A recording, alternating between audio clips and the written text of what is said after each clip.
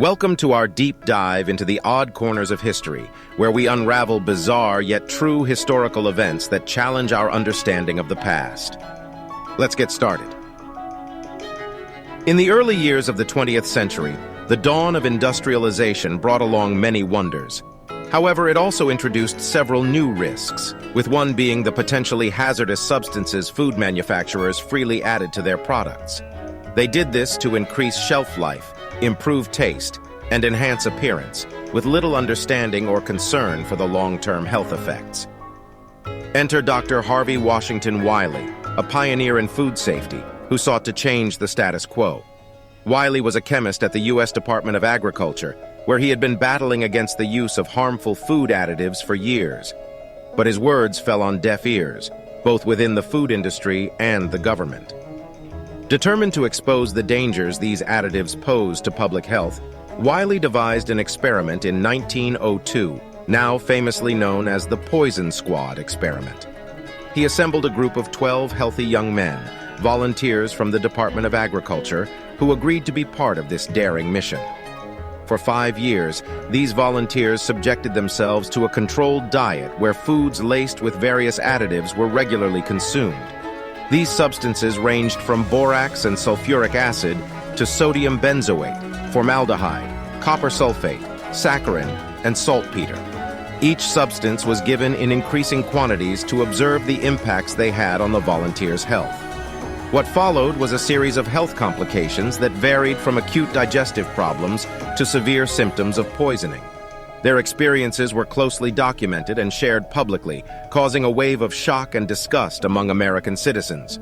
Newspaper headlines carried stories about the Poison Squad's ordeal, leading to a significant public outcry demanding change in the food industry. This public pressure finally forced the hand of Congress. In 1906, they passed 2 critical pieces of legislation, the Pure Food and Drug Act and the Meat Inspection Act. These new laws laid the groundwork for substantial food regulation, mandating accurate labeling and banning the use of harmful additives. Dr. Wiley's Poison Squad had taken the brunt of hazardous food additives, facing illness and potential long-term health risks. But their sacrifice led to a monumental shift in the way we approach food safety. They became inadvertent heroes, their self-poisoning ultimately serving a greater purpose, safeguarding the health of the nation. Their actions demonstrate a significant turning point in public health history and serve as a reminder of the lengths some have gone to ensure the well-being of their fellow citizens. Next up, we delve into a fascinating, if not slightly eccentric, chapter of history involving a Victorian-era astronomer with a grand plan to say hello to extraterrestrial life. In the annals of ambitious projects and radical ideas, few can compete with the plan of Thomas Dick, a 19th-century Scottish astronomer, philosopher, and church minister. Dick was an avid dreamer and a man ahead of his time, whose ideas seem almost fanciful when viewed from the lens of modern skepticism. But in his time, he was a profound thinker who attempted to bridge the gap between science and spirituality. Believing that the universe was not a mere void filled with barren rocks and gaseous giants, Dick asserted that it was instead teeming with life. This conviction wasn't drawn from wild conjecture. Rather, it was based on a mathematical calculation. He scaled up the population density of England and applied it to the entire solar system, arriving at the staggering figure of 21 trillion beings.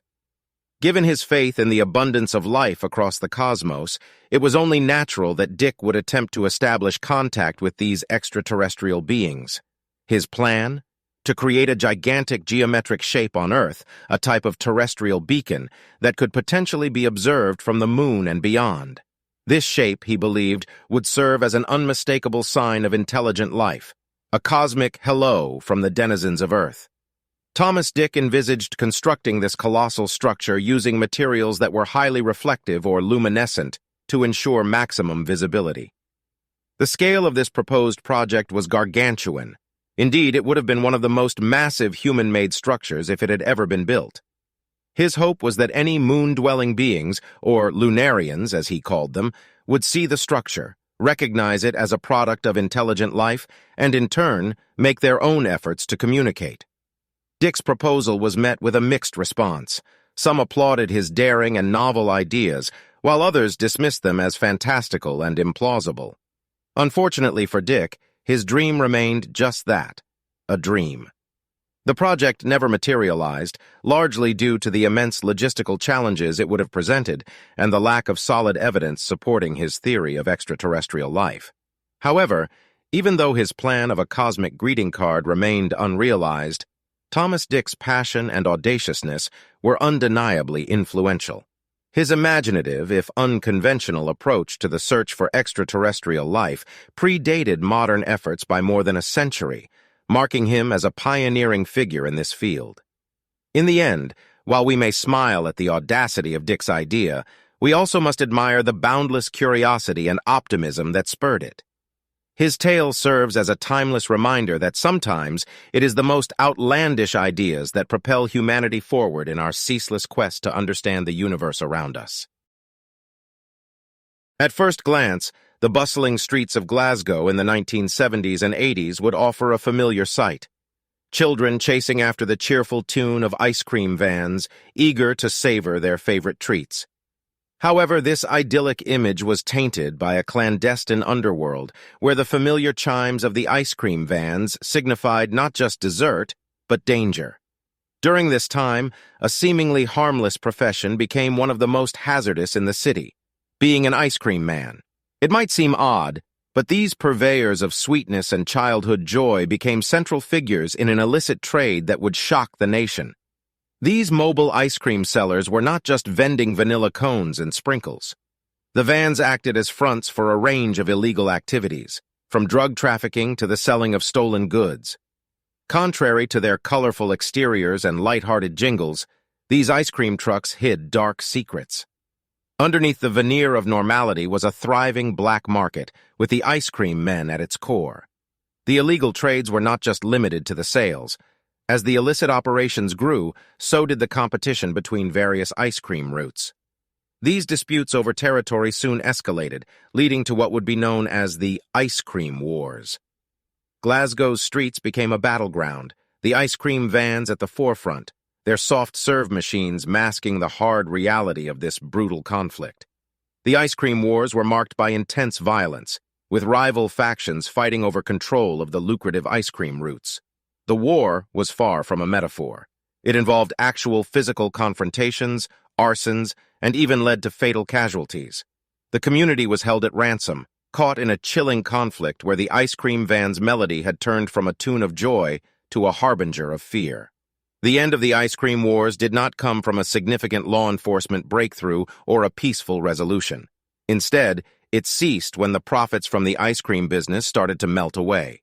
The illegal activities became less lucrative, and the danger associated with the ice cream trade was no longer worth the rewards.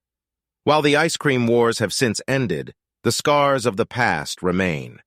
It's a chilling reminder of how crime can infiltrate even the most innocuous aspects of daily life, turning a symbol of childhood joy into an instrument of fear and violence. The story of Glasgow's ice cream wars is indeed a bitter lesson that things aren't always as sweet as they seem. Next up, the town that hid a murder.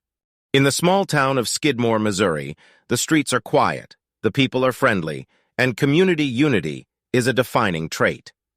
But this very unity was tested in a chilling way in the summer of 1981, when a haunting event tore through the peace, culminating in an unsolved mystery that has persisted for decades.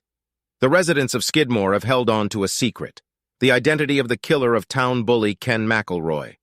Ken McElroy, a man of considerable stature and menacing demeanor, was a notorious figure in Skidmore. With numerous arrests to his name, McElroy was well known for his bullying, intimidation, and alleged crimes, from theft to assault. However, he was continually able to evade the law, hiring experienced lawyers who knew how to navigate the system and invariably getting his charges dropped or reduced. As years passed, the frustration and fear among the townsfolk built up.